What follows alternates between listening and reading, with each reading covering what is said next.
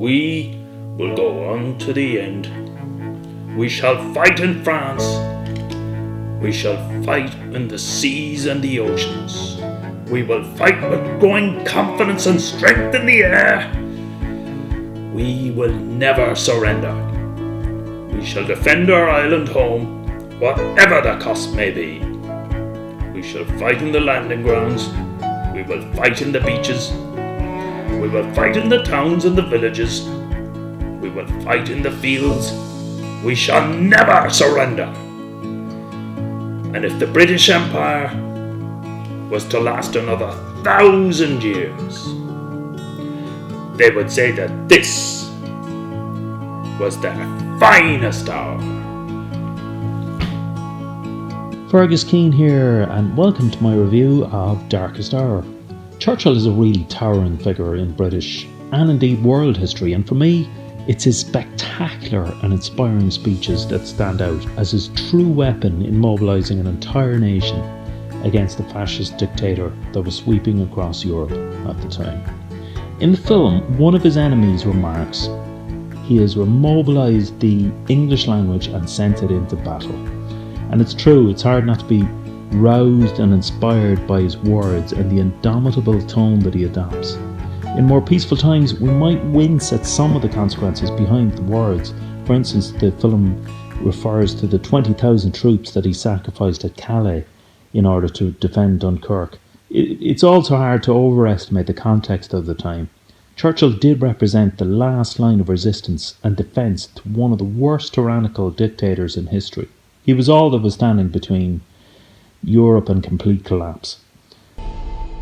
I speak to you for the first time as Prime Minister. The Germans have encircled 60 British and French divisions. We are looking at a collapse of Western Europe within the next few days. How long have they got if we don't rescue them?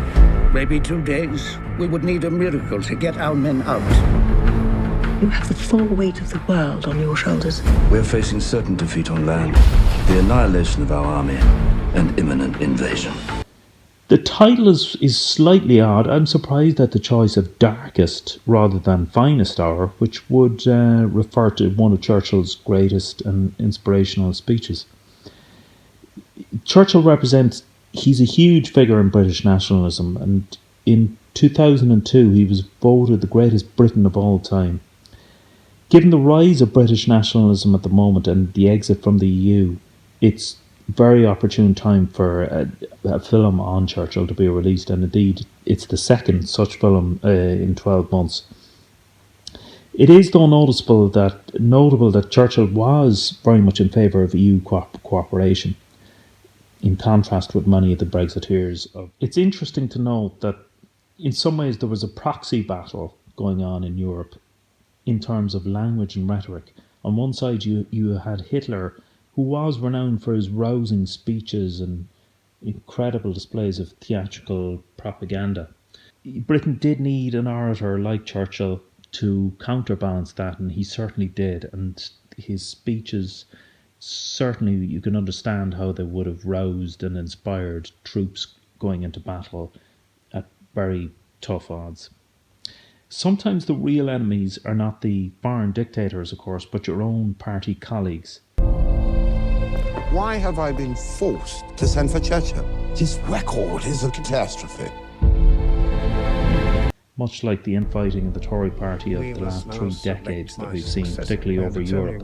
And the film does explore that subplot of Churchill's enemies within his own party, such as Chamberlain and Halifax, who repeatedly attempt to trap and undermine him as from the minute he takes over as Prime Minister. And it's very true today in current British politics. Churchill's hedonistic lifestyle is certainly heavily portrayed in the film. We see him entertaining whiskey and cigars for breakfast, a lifestyle which is much sneered at by his more conservative colleagues in the corridors of Westminster. There is also a slight nod and hint towards his depression, though the director is quite light on this and doesn't explore it much further. Gary Oldman's portrayal, I found, can be a little bit over-comic at times. That would be my only complaint about it. Tending to portray him as a character, as a hapless clown at times. At one stage, we see him on his hands and knees talking to the cat, for instance. Remarking to the king that he can't meet him at 4 p.m. because that's the time he takes naps. Happily, this comic portrayal isn't overly portrayed.